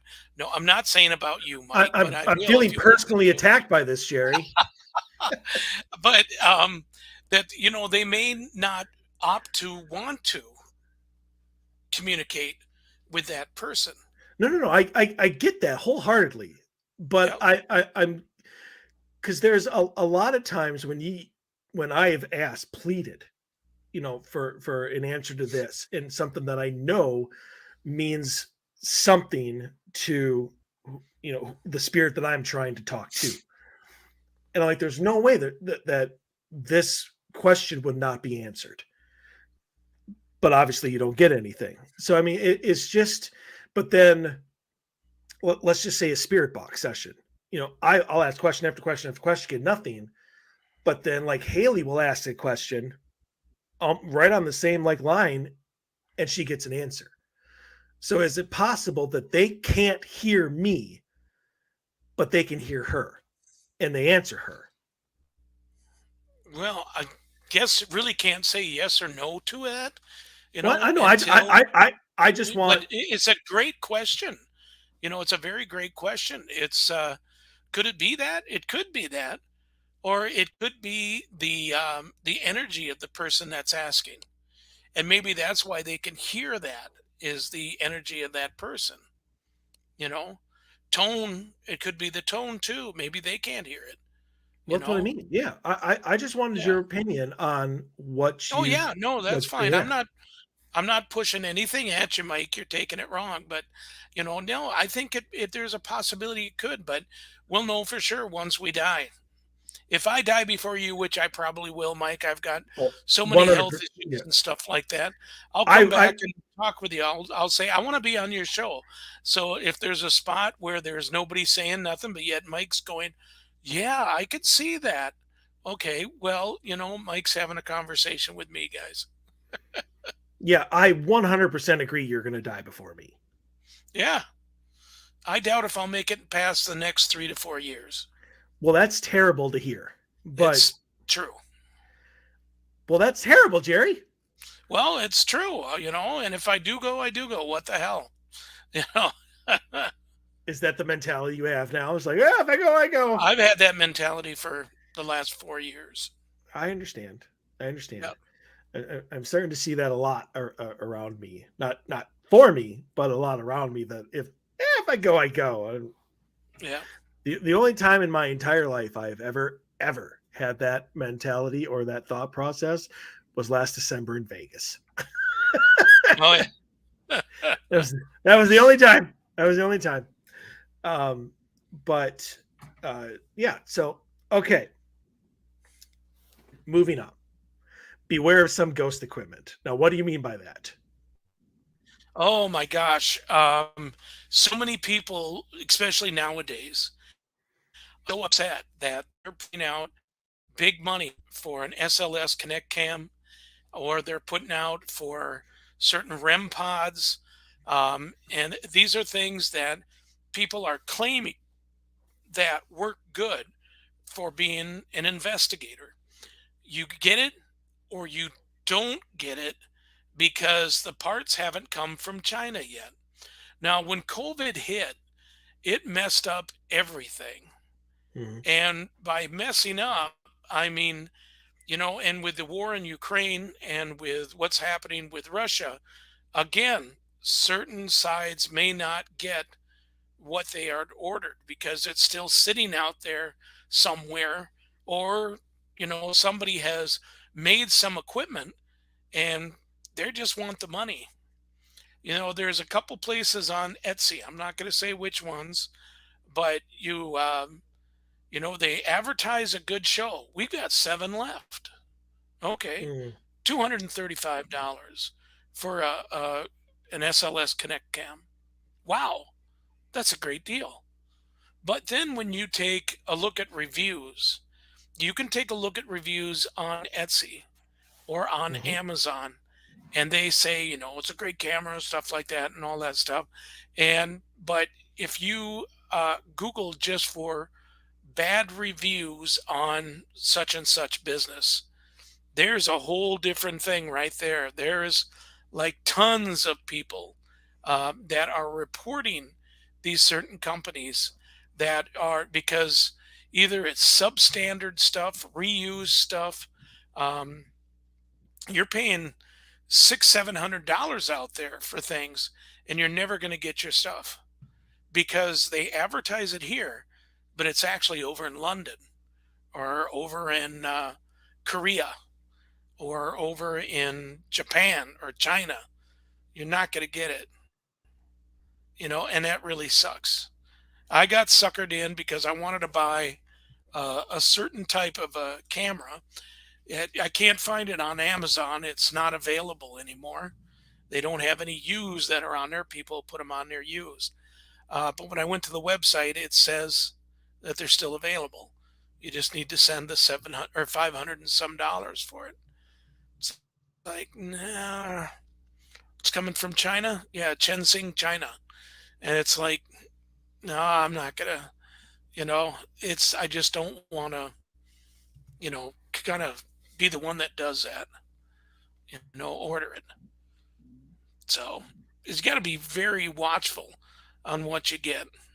The best thing to do is that people here around the area find out who makes certain equipment and ask them what you got going, Mike.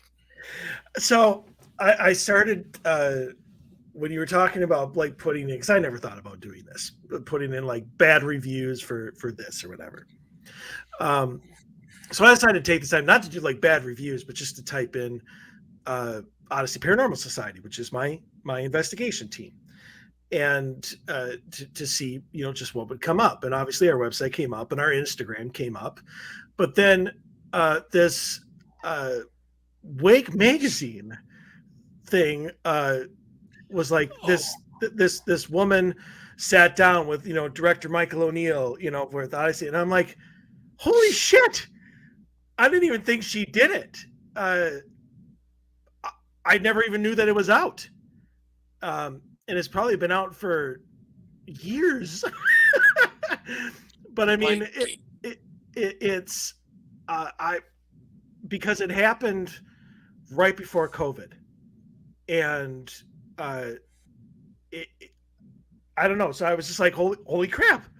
Never knew that it was there until right now. So I'm sorry. I'm happy. That's all. Um, but no, I also wanted to check to see if somebody did a search for my team, if what the ass clowns of who don't like what happened in Vegas, and understandably so, uh, but they tried to drag my team into that as well, and I wanted to see if any of that was actually showing up, because none of it is true, none of it is correct, but that doesn't stop anybody. So I don't know. Sorry, I was having like a live revelation here on the air, and I see you're texting, so I guess I'll just continue to I'm talk. not texting. Nope. I'm looking up for reviews on you. What? No, don't do um, that. What the hell's the matter with you? don't do that. Okay. Well, anyways, so No, uh, there's nothing on there.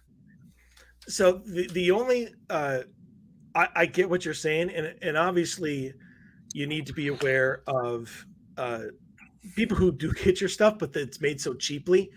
There is a company that is out there. They make a lot of stuff, and it's been used on shows and stuff like that. It's not Ghost Stop. I just wanted to point that out. Not Ghost Stop, but I remember reading a review of a guy who, and it was this long ass review, and I was laughing my ass off at it because he had ordered like $5,000 worth of equipment, something like that. Like it was an obscene amount of money because he wanted everything. He was starting to get into the paranormal, and he just wanted everything. Ghost And hunter. it doesn't matter. But he had ordered a whole bunch of stuff from this people, and he wasn't getting it, and it wasn't getting it. And he kept on emailing them, being like, where's my stuff? Well, they wanted to use it in a show. Like he had ordered so much stuff, it was taking all of their time to build his stuff that they weren't preparing for like this other show. So they're like, can we use your order in the show, and then we'll send it to you? And he's like, yeah, sure, whatever. And he finally got it, and he was just like, it was plastic and glue. Like that's what they used to put everything together. It's like it was just plastic and glue. And he's like, and some of it like was busted or something along those lines. I mean, it was like terrible. I was laughing so hard, but and and he's right, because I have ordered from this company too. I had ordered before. I never read that review, but he is right. They pretty much just use plastic pieces that they probably now they 3D print, and then they glue it together, and that's like their thing. I don't even know if there's any circuitry in anything. It's just, Wow. but yeah, like I said, I'm not going to use the company's name or whatever. But if you do know what I'm talking about, if you've ever ordered and gotten that, you know who I'm talking about. But the thing that really drives me crazy, it's not that people buy REM pods. It's not that people want to fully believe that everything that they're capturing on their SLS camera, which 90% of the time is just, again, misconstrued, misidentified, because these things put an anomaly on everything. You point the camera at a door frame, and it's going to put a figure on it. It's I, going to I ha- bounce back you on it. It's going Probably. to bounce back your shape and everything else. And even on a wall, it can do that. It can pick up Mhm. your image and do that on there. Yep. I had somebody at a Paracon, not one of mine. It was back when it was still a Monoman, come up to me with an SLS video that they had taken at the Palmer, and the figure was literally like going up the wall and then curved, but followed the ventilation system. Like it wasn't out of the ventilation. And I told him this, and I'm like, okay, well, you see that, didn't take too kindly to that. He's like, wow, what about this? And I'm like, no, you see how it doesn't even leave like the confines of the ventilation shaft, and it goes right up the wall. About an hour later, I saw him showing it to somebody else. So, I mean, he pretty much threw my opinion out the window because people want to believe so much that they have captured that amazing piece of paranormal evidence. And that is okay if people do that. But they're going to have to take some of the bad with the good, because if a person is real in their paranormal investigating and stuff, then they need to really say, so far 3 people that told me that it's following the ventilation shaft. Um, I think maybe they're right, because do they want to keep putting it out there and be embarrassed? Going back about that lens flare thing that we put when we first became Sim in 2010, we were so pumped. We really thought we caught something. And after that, I said from now on, anything we put out there, we say, what do you see? Instead of saying what it is. And we learned from that and we kept on. But man, some people they think they found something.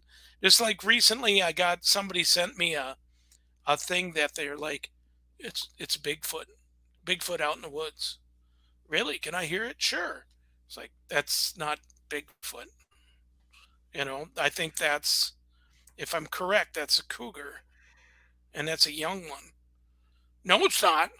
Well, then I showed it to my DNR friends, and they're like, it's a young cougar. It's like, okay, ain't nothing to that guy. Just let it go. Yeah, pretty much. But I mean, d paranormal caught on camera. I don't watch the show. I don't like the show. Um, Not because the videos aren't cool or whatever, but because they never call out anything that even the people who are giving like their opinions believe that it's misidentified or whatever. And I've had Susan Slaughter on the show, who's been on that paranormal caught on camera for quite a long time, and I've asked her, why doesn't this stuff ever like called out when it's so obviously not what the person is claiming that it is? And she's told me flat out, um, we're there, we're not there to discredit any video. We're there to give our opinion on the video, and that's it. And she's like, what you can do and what you'll notice is that if we believe that it's like faked or it's hoaxed or just misidentified as something, we won't talk about the video. We'll talk about the concept of the video. So, you know, the the series premiere of the show, they had the Mystic Lake Lights. I remember that. Right, exactly. And they're like, look at this UFO. And that was the exact example that I brought up with her. I'm like, we all know that that's Mystic Light, but you guys threw it on your program as UFO lights and talked about the fact that, I don't even know if they talked about the video, but they talked about UFOs. I'm like, isn't even putting it on your show, whether you're talking about the video or not, giving it credibility? And if people show you evidence, and this is why I brought this up, if people are showing you evidence at like a convention or just out in public, and you just want to be nice, if you just want to be like, oh yeah, I see what you're seeing, and you don't really say anything, if you don't call that out, aren't you giving credibility to that quote unquote evidence that they can then go and they're like, oh, I showed this to the paranormal investigator Jerry Ayres, and he thought it was great. He didn't say. Of course, they're going to say that it was great. Everybody's going to embellish, but he didn't say that there was anything wrong with this. So, I mean, isn't it our responsibility to at least try to set the record straight? 100%. 100%. So how come almost none of us do it? I do it all the time. That's why I'm known as the ass of the paranormal world. Well, that's not why. That's why. It's because I call a spade, plain and simple. Well, when I started that name for you, that wasn't why. What name? The ass of the paranormal. It's true. It's always funnier when it has to be explained. It's just making a joke, Jerry, but whatever. Well, I know, but it's true, though. I'm an ass when people ask me questions about things. That is true. Yeah. That's why I never ask you any questions. Oh, my God. Somebody shoot him. Well, they can't, because I'm going to hide underneath my down comforter, and I'm completely safe. There you go. I will just wrap myself in a down comforter, and I will be completely safe for the end till the end of time. Well, that's all the time that we have here, tonight. So I thank Jerry. Thank you for thank you for having me. I appreciate it. Absolutely. I appreciate you coming on and all of your 17,000 stories, whether they had anything to do with the topic or not. So, Oh my God. if I will give you this one time, even though you've already done it, to tell people how to either find your team, your website, and your radio show before we go. All right. So to find us, you can go to Facebook, Supernatural Investigators Minnesota, or go to our website, www.si Minnesota. And for the radio show, it's The Calling. It's on paraxradionetwork.com, Wednesday nights at 7 p.m. It's called The Calling. Check us out. We'd love to hear from you. Mm-hmm. And a good friend of the show, Kim Juarez, is your co-host. She's been that's right, Kimmy. She's she's been on here multiple times, so love her to death. So we'll be back next week with another new episode. I'm hoping to have. I haven't gotten confirmation yet, but I'm hoping to have Lauren back on the show to not only Coleman? do more.